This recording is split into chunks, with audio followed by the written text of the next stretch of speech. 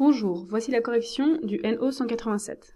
L'objectif de l'exercice est d'associer le nombre aux lettres qui se trouvent sur nos droites. Pour commencer, nous remarquons qu'entre le 0 et le 1, il y a 10 cm. L'unité, schématisée ici en vert, mesure 10 cm. Pour trouver combien vaut 1 cm, il faut donc diviser 1 par 10.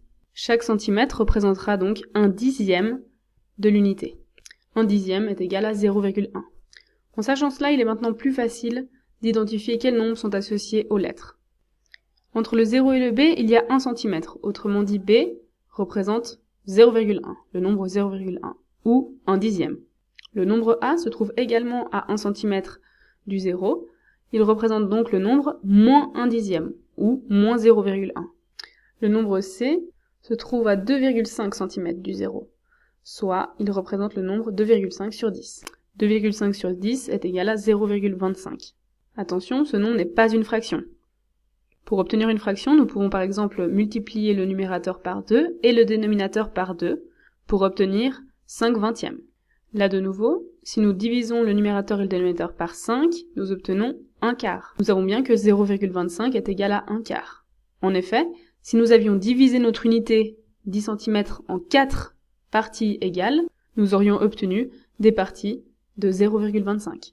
Continuons notre raisonnement. D est à 6 cm du 0, il représente donc 6 dixièmes, le nombre 0,6. E est à 9,5 cm du 0, il représente donc le nombre 9,5 sur 10. Comme tout à l'heure, si nous multiplions le numérateur et le dénominateur par 2, nous obtenons 19 vingtièmes. Le F est à 2 cm du 1, il représente donc le nombre 1 plus 2 dixièmes, autrement dit le nombre 1,2. L'unité est divisée en 10 parts. Pour arriver jusqu'au F, il faut prendre 12 parts de 1 cm. Et donc, F représente également la fraction 12 dixièmes, soit 1,2 comme je viens de le dire, soit, si nous divisons le numérateur et le dénominateur par 2, nous obtenons 6 cinquièmes. Pour la droite B, nous allons procéder de la même manière, sauf que cette fois-ci, l'unité mesure 12 cm. Pour trouver combien vaut 1 cm, il faut donc diviser l'unité par 12, et donc 1 cm est égal à 1 douzième. A se trouve à 1 cm du 0, A représente donc moins 1 douzième. B est à 2 cm de 0, il représente donc le nombre 2 douzièmes, soit 1 sixième. C est à 3 cm du 0, il représente donc le nombre 3 douzièmes, ou, si nous divisons le numérateur et le dénominateur par 3, nous obtenons 1 quart. Donc B égale à 1 sur 6 et C égale 1 quart. Encore une fois, si nous avions fait un autre découpage de notre unité, par exemple que nous l'avions divisée en 4 parts égales, chaque part aurait mesuré 12 divisé par 4, soit 3 cm. Le quart donc de l'unité, ici, mesure bien 3 cm, ce que nous avons mesuré ici, et donc c'est bien 1 quart, soit le nombre 0,25. D se trouve à 6 cm, il représente donc la fraction 6 sur 12, soit une demi.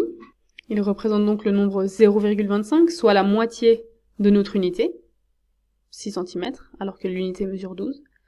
E est à 8 cm, donc représente le nombre 8 douzièmes.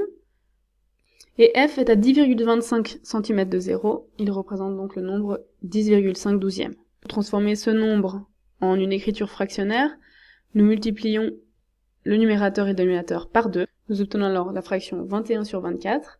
Nous pouvons alors diviser par 3 le numérateur et le dénominateur pour obtenir 7 huitièmes. Autrement dit, si nous avions divisé notre unité en 8 parties égales, nous aurions dû en prendre 7 pour obtenir le nombre ici représenté par F. Nous effectuons le même procédé pour le point C. Autrement dit, nous calculons la distance entre 0 et 1, qui est de 8 cm, et donc nous savons que chaque centimètre représente 1 sur 8. Chaque centimètre représente donc 1 huitième. Nous obtenons alors les résultats suivants. A est égal à moins 2 huitièmes, soit moins 1 quart. B égale à 1 huitième. C est à 5 cm, il est donc représenté par le nombre 5 huitièmes. D 6 huitièmes, ou 3 quarts. E 7,5 huitièmes, soit 15 seizièmes. Et F 11 huitièmes, car il est à 11 cm du 0. Si nous divisons 11 par 8, nous obtenons bien un nombre plus grand que 1. Si vous prenez votre calculette et vous divisez 11 par 8, vous obtenez le nombre 1,375. Voilà, à vous de jouer pour la suite.